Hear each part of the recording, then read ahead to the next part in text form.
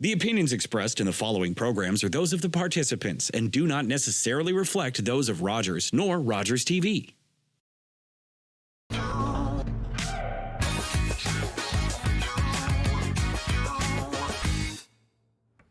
Hey, what's good, everybody, and welcome back to the Players Corner with Karim Grant. Today we got a very special guest. My man Jerome Messam, two-time CFL MVP, is here in studio with us today, and we're just going to chop it up and, and see how his journey to the league has been and what he's doing and what he's been doing, what he's up to next. It's going to be fun. So, Jerome, how you doing? I'm good, man. Thanks for having me, man. It's a pleasure. No doubt, no doubt. It's a pleasure. No Set doubt. looks nice. Everything looks good. Yeah. So, man, I know we've been cool for kicking it for a couple of years now, and I know a little bit about your story. But tell the world how you got started in the game of football. Honestly, man, I started playing at recess on the playground. I had a love for the game. My uncle played football, and I was really tight with him growing up. So he kind of instilled that knowledge for the game at an early age, and then I just took a liking to it. I didn't play organized until I was in 9th grade. Yeah. So it was just more about just finding out who I was as an athlete. I played basketball, I ran track, I played baseball. Yeah. Shout out to OGs though. What's your uncle's name? Mike Messam, man. Mike Nice, Messam. Uncle nice. Mike, shout out. There you go. There you go. We got to shout the OGs out. But yeah, that's, it was a nice journey. It was a natural thing. Right, I right. just, like I said, I played everything, I did everything, and I kind of just went that way as I got to high school. Right. And when you got to high school, did you know football was your sport, that's the sport you were gonna play, or were you doing other sports as well too? I was excited to be able to play organized football because from 3rd grade to 8th grade, I was living in Oshawa, actually. Oh, wow. Okay, shout out Oshawa. Yeah, I was living in shout out to South Side, South End, Hey. Lakeview Park, baby. But and then I moved to Brampton in the 9th grade, so I was always, like I said, really athletic, really fast, and basketball was my first love. I love basketball, but I was excited to get a chance to play football. And then my first time touching the ball, I took a 90-yard kick return back. So I was like, damn, this might be my thing. Yeah. Were you the biggest kid in school? I wasn't. I was playing varsity ball in the 9th grade. So there was a JV team, but they just put me straight on the varsity team. So. Yeah. Needless to say, I was pretty big. Yeah. So you became arguably the best Canadian running back ever to play the game. I'm gonna say it. I'm just putting it out there right now. 2-time CFL MVP. That doesn't happen very often. And he's Canadian. But your route to get to where you got to was a bit difficult. It was a bit different. Right. Like, talk to me about that. Man, well, so I got into high school in 99 or 2000. One of them. And, there were still guys that were going D1, still guys that were kind of leaving Canada as far as, to play sports down south. But there was really not too many people that could come back and, kind of let guys know what you have to do, what the process is, how do you sign up with the clearinghouse, and, your grade 9 GPA has to match up with your grade 12, and it's a sliding scale and all those things. So really and truly, I just didn't do the work my first 2 years of school. Grade 11 comes, they got all these coaches sending letters, coaches coming to our school, and they're like, we want you to come, but what's your grades saying, So I had to do a lot of catch-up work from grade 11 and grade 12 to kind of get myself to a GPA where my SAT score didn't have to be too high. Right. And what school were you at? I signed to Rutgers. No, high school. Oh, I was at Notre Dame. Notre Dame High School in Brampton. Shout out Legendary Notre Dame Knights. Shout out my cousin, Andre Knights, who was there too. Hey, Did you play with him? I didn't. Golden Boy was there. Dave Thomas was there. Okay. We had a lot of greats come through. Yeah. That's what's up, man. So you said Rutgers was one of the first schools to recruit you? I had a lot of schools coming out. Unfortunately, they didn't clear, so I had to go to junior college. Ended up going to. Well, let's before we get to that, let's speak about the high school experience and how did that manifest into you becoming into the NCAA experience? So did you go to camps? Did you attend training sessions? Honestly, so in high school, like I said, I was still heavily basketball focused. Right. I was playing Brampton Blaze. We were traveling every weekend. Then from Brampton Blaze, I went on to play with Coach Rowe at Grassroots. Okay. Shout out Roe Russell, great coach. And basketball? Yeah, man. Okay, yeah, nice. I was Canadian national team, all that stuff. Wow. But football was just a little bit easier of a journey, you know, Right. especially back then. Right. You know, so I was big, I was physical, and I took a liking to the game. So my first 2 years in high school, I played basketball all summer. Didn't touch football. I just, you know, I played high school ball, you know. Yeah. Wasn't until I started to play Brampton Bulldogs where I see the competition was a little bit harder, you know, coaching was a little bit better. So I was like, damn, you know, if I want to play football, I got to start playing summer league. You Yeah. know? So I stopped, I just put the basketball down, stuck to football, and then started to find out about combines and camps and stuff like that, man. Ron Diaz was a huge part of my football success, you know. Shout out Ron Diaz. I'm not For here if it sure. wasn't for Ron Diaz, okay? A lot of us wouldn't be. Yeah. A lot of us wouldn't be. Yeah. So with Ron, he kind of gave a platform for us Canadian guys to go out there and showcase our talent. Yeah. You know, it was my first taste to really get to see big name schools coming up here for guys like us, you know. So I would just go out there and show out, run fast. I know I ran 4.3, a high 4.3, one of the combines there. What? Yeah. How big were you back then? Coming out of high school, my senior year, I left at 222. I was already 6'1", 222. So. Wow, 4.3. That's pretty incredible. Now, for those of you who don't know, Ron Diaz used to run a combine called the All Canada Sports.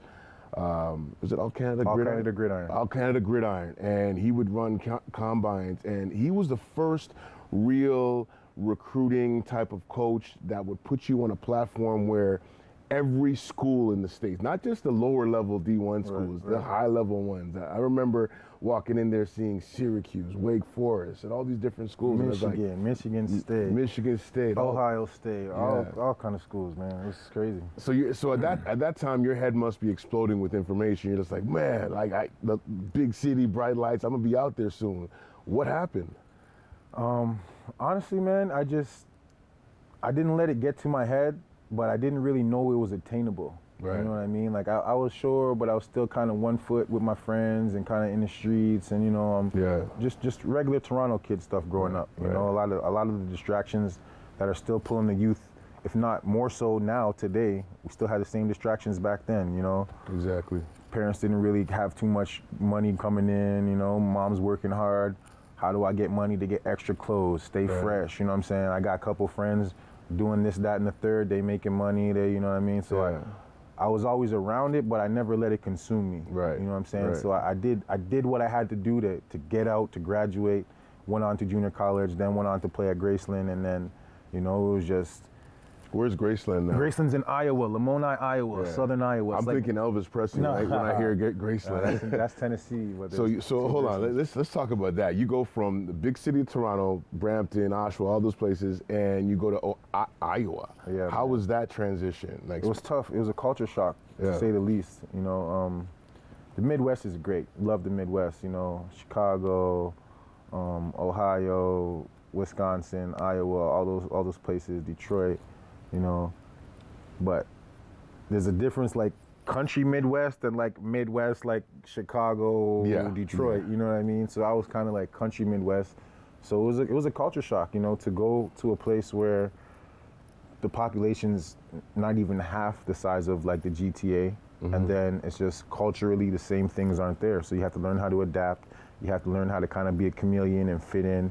But it's cool because, you know, you grow, you learn, you mature, you're away from your family, you got new life experiences, and you realize that stuff isn't the same everywhere. Right. You know? So you went from Graceland to? So from Graceland, I went to BC. BC. Yeah, BC Lions. Okay. Shout out Wally Buono, man, a legend. No, well, we skipped a part, didn't we? So you did junior college. Yes. And then you went straight from junior college to the league. To Graceland. Oh, to the Graceland. So my junior college was in North Dakota. Okay, so North Dakota. Okay, I see. So two country Midwest places. Wow. You know. And then you go to BC. So shout out to Wally Buono. How was that experience getting, you know, being drafted and playing in Canada? How's that experience? It was great. To be honest, I always felt like it was a backup plan. Right. You know, I was shooting for the league.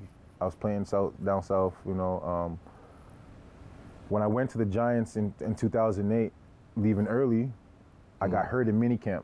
Yeah. So I didn't sign a contract. So they allowed me to go back to school, finish off, graduate, and then when I got to BC, My draft year, I never got drafted. Yeah. So I kind of passed up on E-Camp. They used to call it E-Camp back there. Yeah. You know, and I was just like, I'm going to work on my combine, work on my pro day, all that type of stuff. So I kind of had a knock on me in the draft. Nobody picked me up, but Wally signed me to the negotiation list. Right. So they're like, when he's ready, he'll come. Yeah. So anyways, get up there, great experience. We go to training camp. We got a loaded backfield. We got Rolly Lumbala, Andrew Harris, Jamal Lee, Jamal Robertson, myself, another guy named Giannis Davis. Yeah. So we're all there, and we just we grinded, and I learned how to compete. I learned how to get better. I learned how to be a pro. I had some great veterans, G. Roy Simon, Paris Jackson, Dante Marsh, Corey Banks, all these guys. O'Neal Wilson. O'Neal, shout out my dog O. O was a great dude, man. Yeah. But another guy from out here that's doing this thing. Toronto guys, we really represented and still representing in the CFL. So going back to your playing days, collegiately as well as professionally, did you feel that there was a knock against Canadian athletes? Like if you were really good, you were still Canadian. Right. And like they didn't see you as their equals sometimes? For sure. Well, from my experience, I nipped that in the bud real quick. When you go down and play Southern ball, especially football, it's so entrenched in their culture that it's all they know. First of all, being American, they're not really getting too much information about Canada anyway, except for what they see maybe on, who knows, Uncle Buck. They're like, oh, John Candy, Canadian, you know what I'm saying? Stuff like that, So when you get down there, there's people that are going to try you, no matter what. They're going to test your mental. They're going to test you physically. They're just going to see where your heart's at, So I had a lot of that happen to me. I was fighting a lot when I first got down there, just because you hear the ignorance, people, oh, you talk white, you act like a white boy, you know what I'm saying? Different. Culturally, it's just different, you know? So you got to defend yourself. You got to, quote unquote, defend it. If you don't defend it, then it's just going to keep getting worse. So I nipped it in the bud early, and then your play will speak for itself. Right. Everything else culturally wise, finding yourself on campus, who you are, that's going to come. But athletes are athletes, and they say the cream is always going to rise to the top. So if you're handling your business on the field, they got no choice but to respect it. What was, let's talk about your collegiate career just before we go to break. What was your biggest game in college? Shoot, man. I'll have to say probably my first year of junior college, playing in my first bowl game. Right. We're playing in NJCAA. We're playing in Northern Iowa's, University of Northern Iowa's indoor stadium. It's packed. It's loud. Yeah. And it was just my first taste of like real competition in an atmosphere that's just like booming. You know what I'm saying? Place is rocking. The team we're playing is a great team. We're matching up good. It's just dogfight the whole game, knockout blow, and we ended up winning. I think I had like 140, 2 touchdowns. So it was a great game, man. Yeah, man. I got so much more questions to ask, but we got to go to commercial at some point soon. But I want to talk to you a little bit about your playing career professionally and how that kind of formed the person you are today. But we got to break for a couple minutes. We'll be right back with the Players Corner with Karim Grant and Jerome Messam.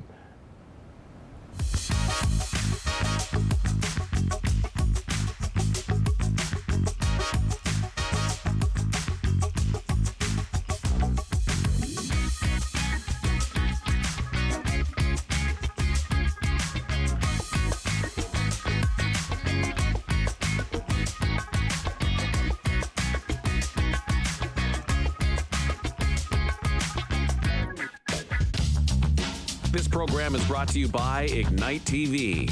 Now you're in command. Visit Rogers.com for more details.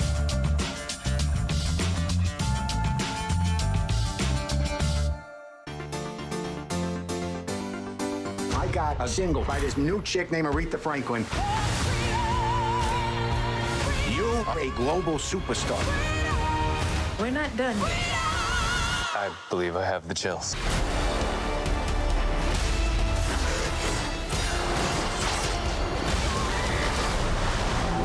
Oh my gosh.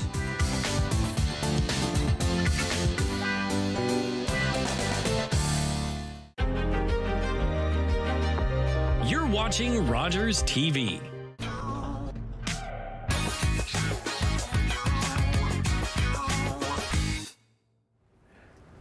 Hey, what's good, everybody, and welcome back to the Players Corner with Karim Grant. We are still in studio with Jerome Messam, two-time CFL MVP. So, Jerome, we're talking about your life in the NFL and how it came to a kind of ending.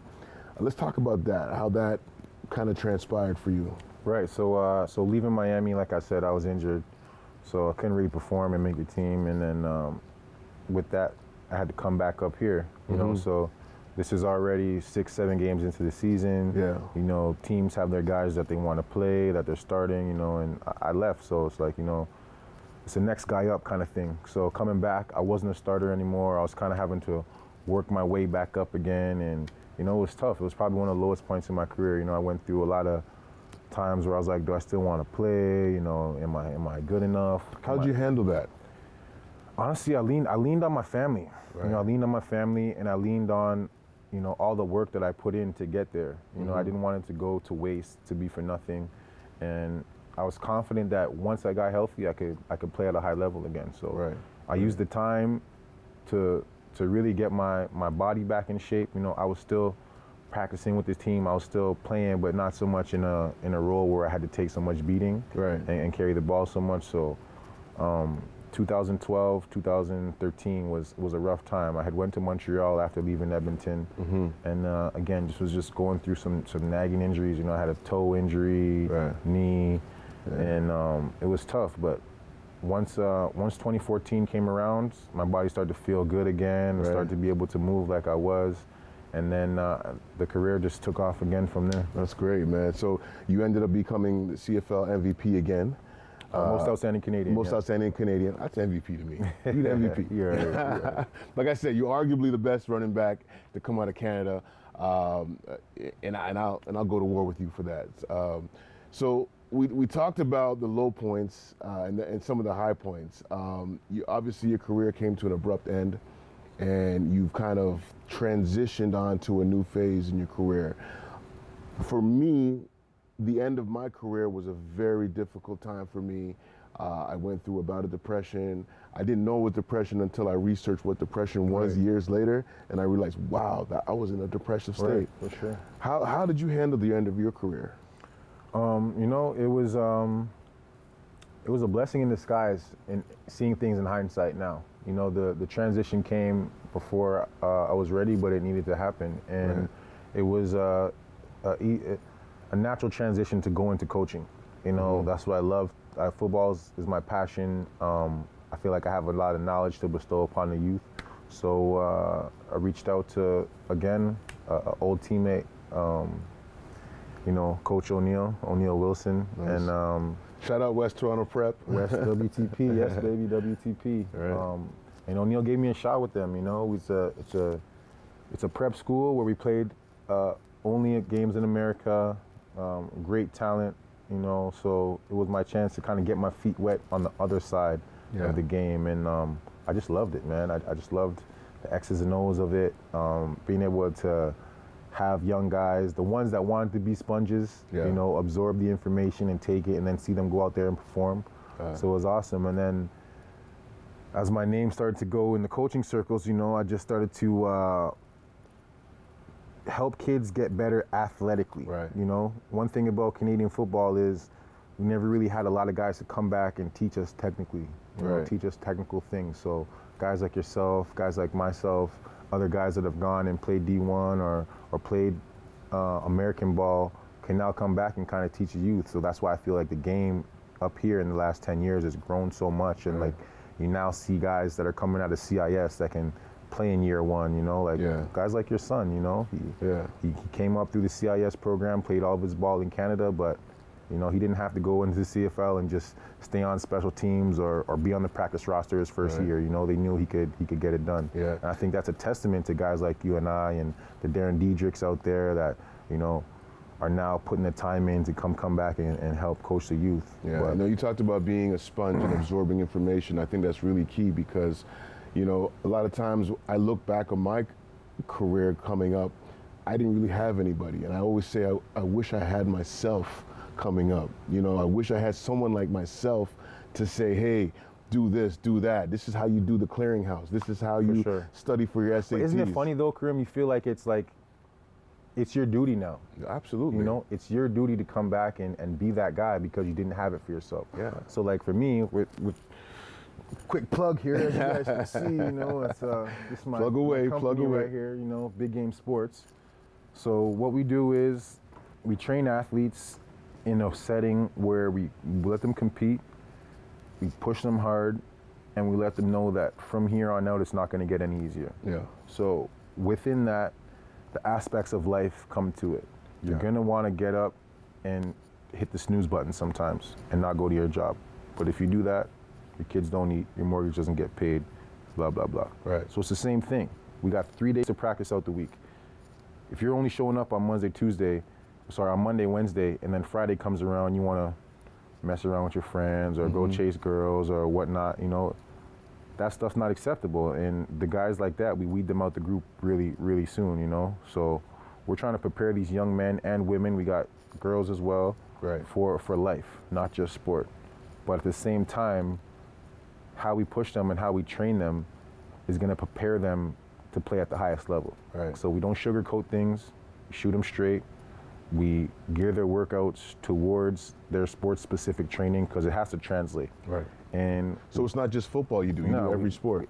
We have track athletes, soccer athletes, football, basketball, and one hockey guy. Nice.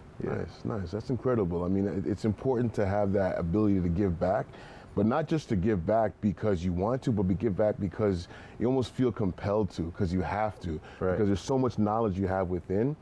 And it's also, for me, I think, I don't know if this is for you as well, but it helps that mental health transition from sport into not playing because you're helping other people. And that almost in turn helps you, right? I tell O'Neill, yourself, and Coach Mundell all the time, you know, the West Toronto prep football program saved me at a point where I was at in my life. Right. You know, and then now I have athletes that are, honestly, some of them are never going to play at that level. Yeah. You know, but it's more so about helping them now build confidence in who they are. Right. So I have kids as young as 4 coming up all the way to pro guys. Yeah. You know? Your daughter's going to be a beast, by the way. So, you know, look out for Giant Messam pretty soon.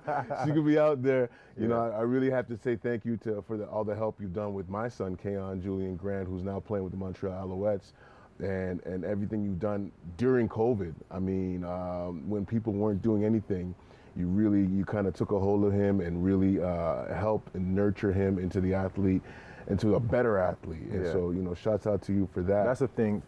He's always had it, man. He's always had it. And your younger one, he's coming up too. So, you know, he's keep him with me. He's gonna be just fine. Nah, he'd be fine. He'd be fine, man. So, what types of things are you involved with? You know, just socially. What are you watching these days? Socially, right now, I'm stuck on Power, man. Anything Power, Shell 50 Cent, man. He's just, as far as somebody that has just turned their life around and has become such a icon as far as being a businessman. You know, 50 Cent is the blueprint for a young black man that's growing up in the quote unquote hood or ghetto to know that, you know, you can make it out. Absolutely. You can make it out, and you can go through things. You can be incarcerated. You can, you know, have people around you that may not be here anymore. Right. If you don't give up on yourself and you just grind, you can make something of yourself. And you could also fail, get back up, fail again, get back up, and still succeed and become an icon. And I think, for me, you're one of our cultural and sporting icons in this city. And I think we need to give you your flowers when you're still around so that you can accept them. I know you've had some ups and downs in your career, but I think this part of your career is going to be the most important part. And I wish you nothing but the best. So let's talk about your family life. So you have your daughter. What is she involved in? Oh man, she does everything. You know, I've had her doing drills and running around and jumping over hurdles and running around cones since she could walk. Right. So her athleticism is through the roof. Right. You know, I don't want to I don't really validate her too much in sport because I don't want her to start to feel like, you know, that's just the path that she has to take. But we're putting it out there for her to see how she does, you know, and she's been flourishing at track and field, flourishing at soccer, and she does judo as well. So wow, and she's not even 6 years old. Not even 5 yet. Not even 5 years old. That's incredible, man. You know, you got an incredible story, and I really want you to be able to continue to tell that story because you're an inspiration to so many out there that feel like, you know what, man, I'm going to junior college, I'm not going to make it. Man, I didn't get drafted, I'm not going to make it.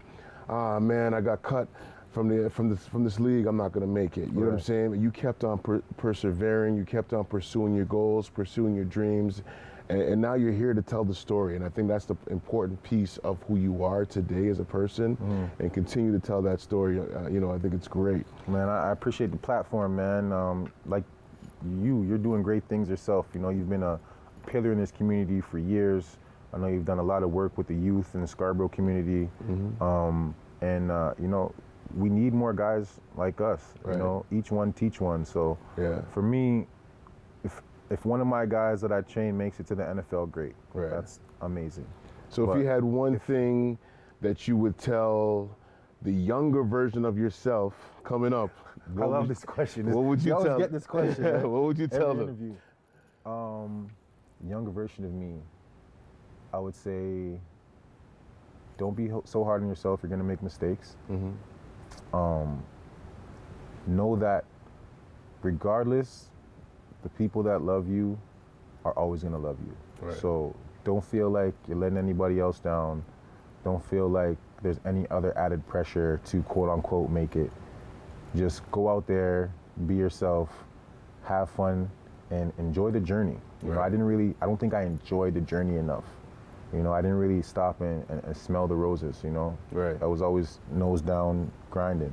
So I would tell my younger self, enjoy it, and that football is just a minor blimp in the longevity of your life. It's just a chapter, right? It's just a chapter of a very lengthy, great book that you're writing every day, man. I hope that you continue to write it, and we're going to continue to read the stories, and we hope that we can see a lot of the manifestation of the work you do in different various leagues, whether it's track and field, whether it's baseball, soccer, and football. I appreciate it, man. So I appreciate you coming through today, man. Before we go, just got to plug it real quick. For those who have young athletes, whether they are playing at a high level or just want to get out there and start playing sports, check out the Instagram page, send me a message. Website's coming soon. It's Big Game Sports, Big Game Sports on Instagram. And yeah, just come check us out. You'll see other things we're doing with the kids out there, and hopefully we can get your kids out there to come and grow with us. Once again, I want to thank you so much for coming and joining us today on the Players Corner with Karim Grant. That's all we have for today, folks. Please make sure you join us next time. We'll have some great guests. I appreciate your feedback. Send it to me. Let me know what I'm doing right, what I'm doing wrong, and much love to everybody out there.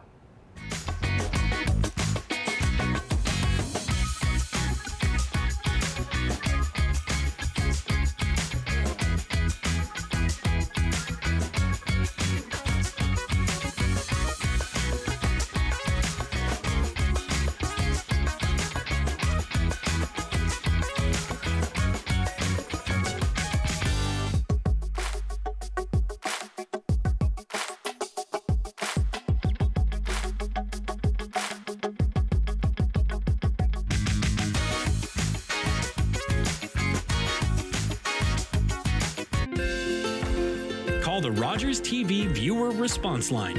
Email us or connect with us on social media.